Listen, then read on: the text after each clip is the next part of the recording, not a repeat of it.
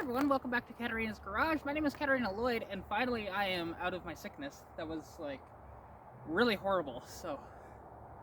Yeah, like, it wasn't COVID or anything like that, but just a cold that would not go away, and it kicked my ass pretty bad. Like, I don't get sick very often, and when I do, it just lays me on my ass. But anyways, so, in this video, I am going to be talking to you about, actually, fox bodies, and in particular, what to look for if you are looking to buy one of these. What are some things to consider? And now, some of this will actually be interchangeable with almost any car, but some of it is, in particular, with fox bodies. And now, the fox body could be like a Capri like this. This happens to be a 1982 Capri. The Mustang from, so the Capri from 79 to 86, Mercury Capri, I should say. The Ford Mustang from 79 to 93. You will also have the Ford Fairmont or Mercury Zephyr from 1978 to, I believe they went till 82 or 83. There's also the Lincoln Mark 7. And there was a Ford LTD in the early 80s as well. And there was the Ford Thunderbird, the Mercury Cougar, all in the 80s. And I believe there was a couple others, but there's a lot of fox bodies, and like just do your research to figure out which ones are for yourself, like if you're looking at one of these. But the fox body platform went from 1978 until 1993. And then the fox body platform got modified into the SN95 Mustang, which went from 94 right up until 2004, but some people from 99 to 04, including myself, will call those the new Edge, and then the 94 to 98, the SN95. But anyways, that's besides the point. Today, we're going to be talking about what to look for in these, and your main thing, and with almost any car, to be honest, is rust. So these things actually have a bad tendency of rust in a few key places, and I'll show you where those are. Luckily, this one doesn't have those issues as much. Like, it has some of the rust issues, but not the, oh my god, it's going to collapse rust issues. So, give me a moment. Let me pop the hood, because one of them is underneath the hood. Well, two of them, technically.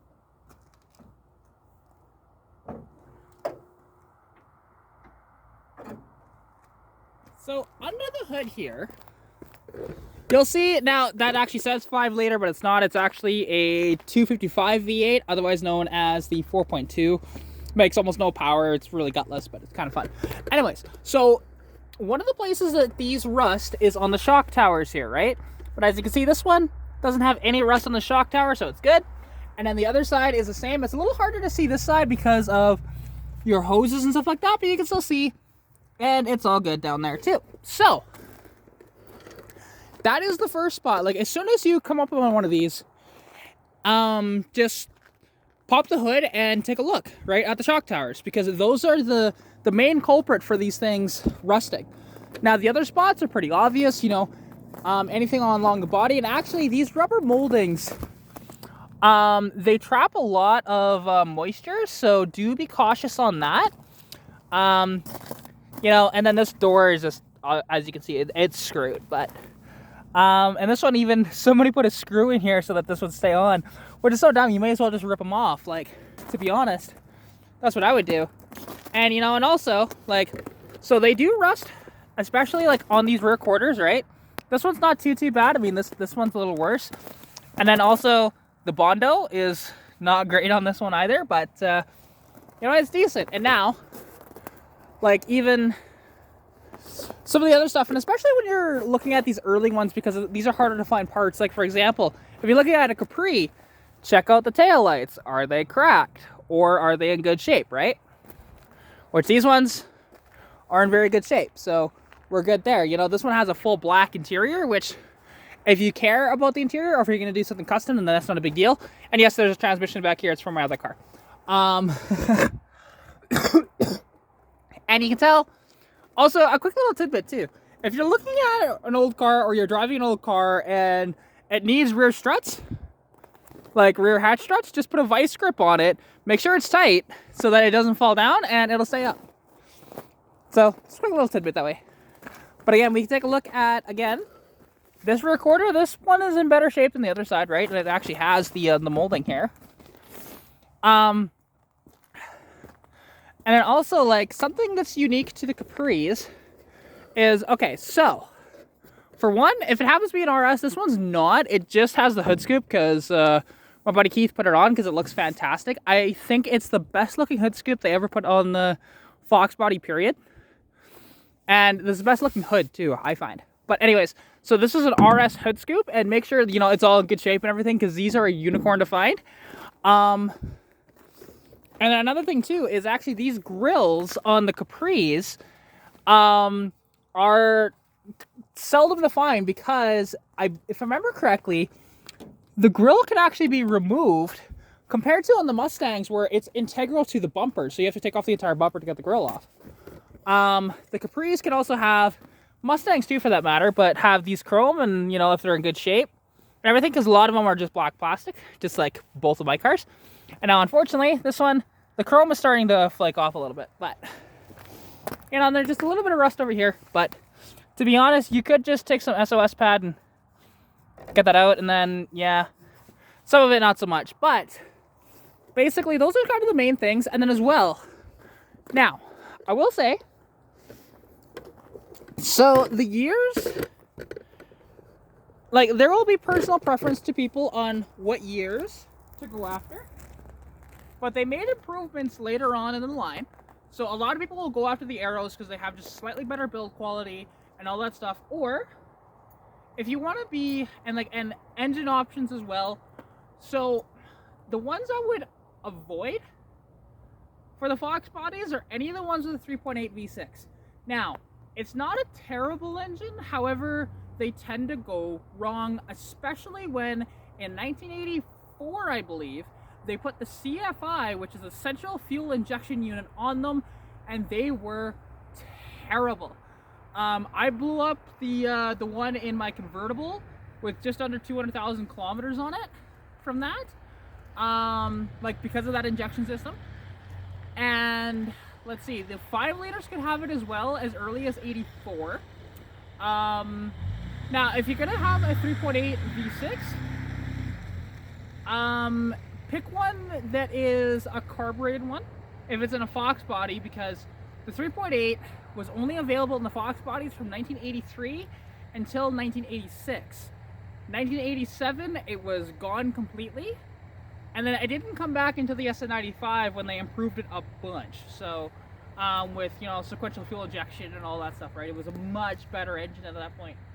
But the early ones, just, they had problems, and like, the fuel injection unit would act like a carburetor, and it wasn't uncommon for the cylinders to get washed out because of that. Also, they're very prone to having their piston rings go. So too much gas getting into there gets into your oil pan, and it eats at your bearings, and it just destroys the engine. So yeah, but other than that, you know, like, the ones that I would suggest you get are the 2.3 inline 4 and the 5 liters. But, you know, you can get any, to be honest. It's not really a big deal. Like, there is the inline 6 Mustangs, which, like, I have, or inline 6 Fox bodies, which I have an inline 6 Fox body. I love it. But a lot of people are going to hate it because of some of the limitations of the engine, being that the head and intake are integral to each other. There isn't a lot of aftermarket support for them, like, as in, if you want to build it out, a lot of stuff has to be custom made for it. So, you know, that's one of those things. God, gotta love the sound of a coyote with an exhaust on it. Just, such a dirty noise. But anyways, so yeah, I mean, other than that, there's not a ton to think about with these. Like, you know, there is some of the interior stuff, and like 1981, for example, like my 81 Mustang, there is a 1-year only color combination inside, which is pewter, and it's a unicorn to find. I've only found one piece of pewter, period, anywhere else. So, you know, it is one of those deals. Now, as well, something, if it happens to have aftermarket wheels, something to consider is, does it have 15s or 16s or 14s? And there are some that could even have 13s from the factory. And what I mean by that is how large the rim size is, or the wheel size. So without the tire, like how big is it, right? So 14s were the kind of standard size in the late 70s and early 80s. But later on, 15s and 16s took over. The thing is, and even the 13s were the very base in the very beginning. There's not very many of them that still have the 13s on it, but you can find them. And a lot of the time, like, people will actually put on, so, because even a buddy of mine, which actually this is my friend's Capri, he has a Mustang that has 13s from a Cobra II Mustang, right? And they look fine and everything, but they're 13s, which are very hard to find tires for. 14s is not too bad, but you're not going to find, like, your super amazing brands. Like, yes, you can get Cooper Cobras and you can get BFGs. For any sort of performance-esque tire, that's really it. So do keep that in mind. 15s and 16s, you can find tires anywhere. They might even have them in stock, and if you want performance tires, much easier to find it for, and then 16s, of course, as well. Now, people do say, actually, something, if you want to put really fat tires on the back of one of these, and really tall tires, people will say that you cannot put a 275 wide on a foxbody no matter what. I've proven that wrong. Now, there is things that you have to do, aka roll the rear fenders, or do what I did, take a hammer to it and smash it out, because that's what I did. And to be honest, because I have 275 60-15s on the back of my 81 Mustang. Now, it has new springs back there. The shocks are only a couple of years old. You know, it really does make a difference. To be honest, if you're on original springs, it might sag too much and make it so that you can't run that wide of a tire. Now, does it rub? A little bit, but not too bad, to be honest. It's only the super egregious stuff that will rub, so not the end of the world, right? But yeah, I mean, other than that, I think that's really it. Now, these, although I will say, these make a great little race car. They're light, and they have a ton of aftermarket support, especially if you have the 5-liter. Now, the one thing is, because like you can build out the 200 inline 6 like I'm doing, but most people think it's not worth it. Just replace it. I like to be unique and whatever else, and that's fine. I like my V8s, of course I do. You know, I have got a 302 swapped convertible, although it's a. Now, actually, this is something too. If you're looking to swap your Fox body with, or any, to be honest, if you're looking for a small block Ford, avoid the ones in the T-Birds from the 80s, and avoid the ones from a Lincoln Mark 7 that isn't an LSC. The reason being is, so they have a lower compression ratio. They're only like 7.5 to 1 compression compared to the later ones that are like 8.2 or 8.5. So they only produce about 150 horsepower from out of the box.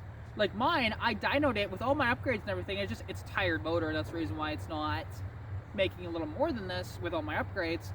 It only makes like 130 wheel horsepower on the dyno. So it's not like those engines, they just don't make a lot of power. They're still fun and everything, you know? Like, I have a load of fun in my convertible, but that's one of those things. And also, another engine to avoid as well, what's under the hood here? Again, this is the 4.2 liter 255 V8, which was only available from, I believe it was 79.5 or maybe 1980 until 82. This happens to be in 82 because in mid-82 they went back to the 302, and the 302 then, you know, produced more power. Because like, this engine only produced, when it was new, 120 horsepower. And, which is kind of sad, actually. You know, like, and for reference, your 3.8 V6s will actually be about the same speed as this, just because of the less weight, and it produces right around the same power. So do keep that in mind if you're looking at one of these as well. But anyways, it's not very hard, you know, to swap it to a V8 or anything. But if you get an inline 6 car, do be prepared, because the entire K-member has to be swapped if you're going to swap from an inline 6 to a V8 or a 4-cylinder or a V6. So do keep that in mind. Like, personally, now, unless you like the inline 6, because those are your cheapest ones. Your inline 6 fox bodies are the cheapest, typically. Mine is a little different because of all the upgrades I've done and how clean the body is on mine. But, yeah, those are the ones that, you know, they have their issues and whatever else, but that inline 6, just about unkillable, to be honest. Like, mine has very low miles on it, and, you know, it's still going just fine. I've barely had any issues. The only time I have was with the stock carburetors, because those Holley 1-barrels, they're just crap. Like, I went to now I had to do a couple different carburetors. I gotta go to another carburetor as well, just because of tunability-wise. So they came with a stock 1-barrel Holley, which was, I believe, the same unit that was on the Ford 300 inline 6, but that has a removable intake, so you can put a 2 or a 4-barrel on there, just fine. But I went to a Motorcraft 2100 carb. Now, the first carb, I could not get it to run right. It was a new reman, and, well, it had 500 kilometers on it, but I was given this carburetor, and it was just crap. So I'm like, okay, move on, right? So I go to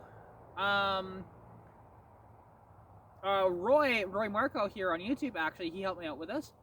Swapped to another Motorcraft 2100 car, but it's actually an older style, which has Holley jets, and so that honestly has worked very well in that car. I haven't really had any gripes with that, and it works well. But I do have a Holley 2-barrel carb that I'm going to put on that engine. So, anyways, I've talked long enough, and, you know, you kind of get the point. Your main things about these are rust, mainly just rust, because the rest of it, like engines, transmissions, or whatever, they're very abundant. If you have the skills, which is, it doesn't take much to swap these. It's only a few bolts and the whole thing comes out. Now, you do have to remove the starter, and it's a good thing if you remove the headers and stuff like that. Or this one actually has stock, like, exhaust manifolds, cast iron from the factory, but these did come with, the later ones anyways, did have headers. Like, proper headers. They didn't have a ton of flow, and they weren't pretty, but they were proper headers. So do keep an eye out for that, and BBK makes some great headers for these as well. But anyways, I've talked enough. I think you guys get the gist of kind of what to look for in these and whatever else, because it's not too bad. You know, and just, again, it's the rust. And, like, underneath as well, you know, you will want to, I'm just not going to get on the ground because it's snow, and I know this thing is actually pretty decent underneath. But, like, do take a look underneath and make sure that there isn't a hole in the floor or anything like that, because that can bite you too. So anyways, I hope you guys did enjoy this video. If you did, please like, comment, share it with your friends, comment anything you want to see down below. Subscribe to the channel if you haven't already, as well. If you want to contact me, you can at Katarina's Garage on Instagram, Katarina's Garage on Facebook. As well, follow me on TikTok at Katarina's Garage as well. Anyways, hope you stay safe during COVID-19. Good luck with what you're working on, and I'll catch you in the next video. Bye! Pikachu!